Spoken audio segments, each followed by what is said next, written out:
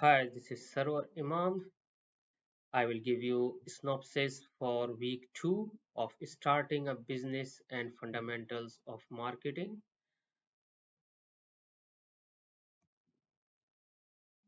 Right. What we are going to learn today, this is the principle of competitive advantages and how it pertains to every business. And our today's topic will be what is competition, what are competitive advantages, Porter's 5 forces to understand competitive forces, sources of competitive advantages. The competition. The keen understanding of other competitors is required when dealing with competition, and competition grows more intense every year, and we are witness of that. Every year, different things are invented, and some new technologies are evolved, and some businesses become obsolete because of these technologies. We are witness of blockbusters, Nokia, Google, and Yahoo. We all witness about that. So all directions are important when the competition is concerned, right? Global competition is growing rapidly, like Toyota and Volkswagen in motor industry, Samsung and Apple in mobile industries, right? Here we will see competitive forces. What are those? These are the potential entrants, threat of mobility, buyer's power, substitute powers, and supplier powers. We'll see one by one each. Threat of rivalry. Who are they? The rivals, threat of existing market competitors. These are those competitors, they are already in the business and they have their clients, their customers, and they are providing the same services or selling the same products which you are offering. How well they are and how strong they are in the market. So you need to understand their strength, how many customers they have, and in what price they are giving the offer to their customers, and how can you beat them, what is your strength, what is their strategy in the market, how they respond to the market, right? So understand about your rivalry. It is the high risk because they already have the supply chain and everything. So this can be the high risk for your business. The next is threat of new entrants. Think about the new entrant to the market. Any new company can start anytime and they can offer the same services what you are offering, right? So and it can be uh, it is low kind of threat because you already exist in this market since long time and you have good supply chain, skilled workers, right? They might come with the new technology, but maybe they have no experienced staff, they have no supply chain. How strong you are in terms of defending any new entrants to the market? You can go to the, maybe they can offer on their products on discount, but how long they can offer that? So that's the time you need to compete with them. What are your weak points and factors which can be challenged by the new entrants, right? So how you can engage your existing customers so they won't leave you, how to retain them, you can give them offers for limited time period, how easily any new company can enter to your market and give you tough competition.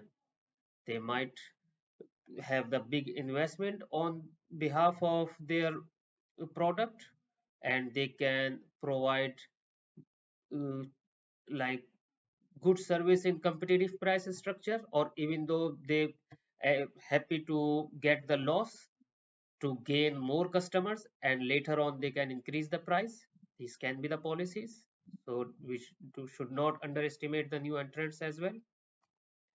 The third is threat of substitute product. How easy it for customers to find your product substitute, right? So whatever your services or product you are selling, how easy for customers to find your product substitute. Like if you are a gym owner, maybe your customer stop doing any more memberships, and they stop paying you monthly, like they cancel their membership because they doing the gym but outside your gym. They are doing it at home. There are some equipments, home gym, or maybe they have some softwares and they're doing it by themselves. They are running on the park, so they can substitute product. What steps have you taken to avoid this situation? So you can make your softwares, or it depend via different industries, right? How strong is your product? If your product is so much convenient and it's hard to substitute, then it would be medium size risk for you. Threats of buyer bargaining power. Buyers always have options. Why they come to you? Think about who your buyers are and what options they have in the market in comparison to your products. You can see the examples. Virgin Media, Talk, they all providing the broadband, and they offering TV channels as well.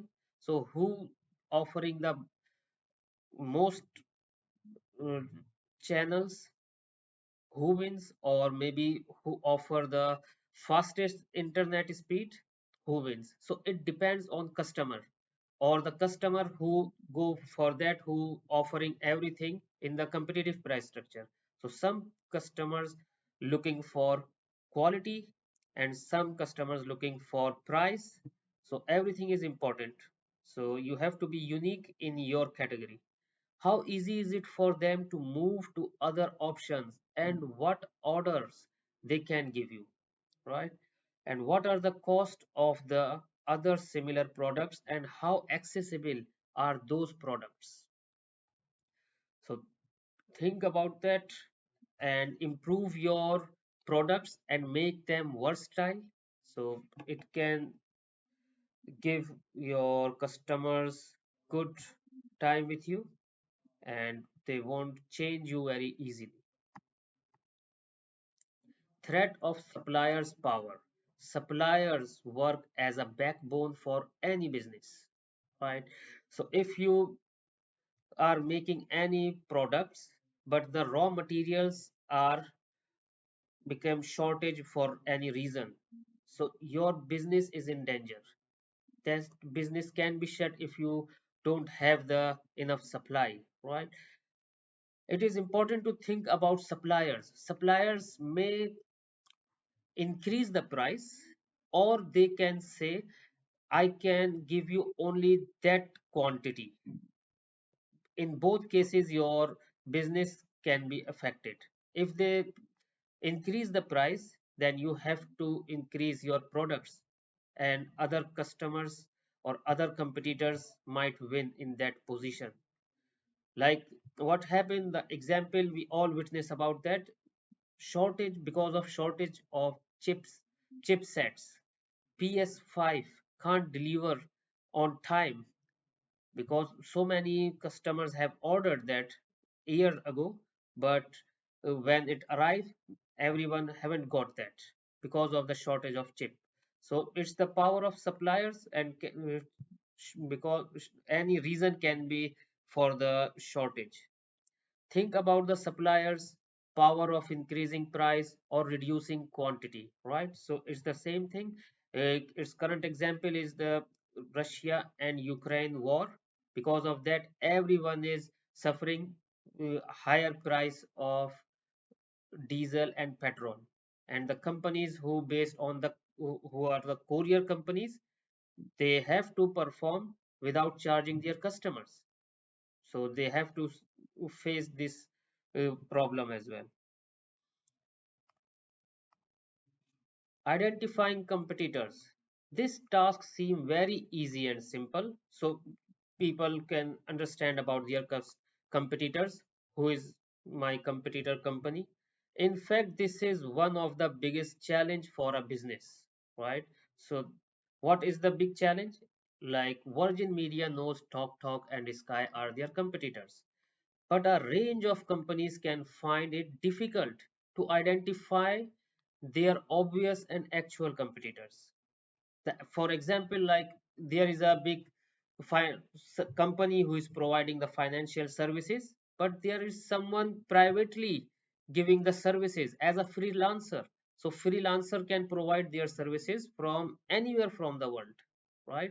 So it's the can be the big challenge.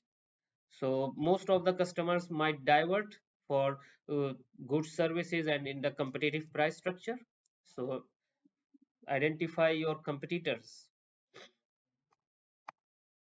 Competitive advantages. Competitive advantages refers to the superior elements of one business which have the edge on its competitors. Every organization looks to have more competitors advantages over their competitors. And when two companies are competitor, so they try their best to retain the customer. And only customer is the person who can get benefit for that competition. Both companies will reduce their price and both companies uh, add some extra features on their product, right? So this is the activity. Identify the competitors of the business of your choice, decide which out of these are the closest and why, right? So this is the competitive advantage. Lower cost, differentiation, we'll see this chart in detail now. Cost leadership. In cost leadership, a firm works out to be low cost producer in the market. Their policy is to make the price low but sell high volume, right? So after at the finally what would happen if they getting the profit of 50 penny and they sell 10,000 items, so it means they got 50, they got the 5,000 pounds on that. Or some other companies they are charging 100 pounds for that and they're selling only 100 items, so the almost is the same. So some companies they focus on their quality and they sell less but with high price, and some other companies they are cost leadership and they sell on high volume but they got the profit in less. The Tesco's are the example of cost leadership, and Marks Spencer's and White Rose, these are or other companies are the example of like they are selling the quality stuff and they charge them high and they sell less quantity. The cost advantages may vary based on the industry. Factors like economies, raw material, and other sources would be considered. Differentiation. In this strategy, company will look to be unique in the market and focus on the dimensions the customer value more. They will focus on some attributes which are most important for the buyer in that industry and position those elements uniquely. Uniqueness is the point why customers come to you. You should, every business person, every business company have some unique selling point. Uniqueness is important for this strategy. Focus. This refers to the competitive environment of the industry. The strategy will consider the segment or group of segments to the focus on and avoid other segments. There are two factors of focus strategy, which are cost and differentiation. Cost factor will be considered in cost focus and differentiation focus. A strategy will consider differentiation strategy to gain competitive advantage in the industry. Identify the competitors for the business idea you have. Write down the competitive advantages for the business. Take it as homework. We have just done what is competition, what are competitive advantages, Porter's five forces to understand competitive forces, sources of competitive advantages. What are we going to do next week? It would be SWOT analysis method, the modern business environment, and business plans. Thank you very much.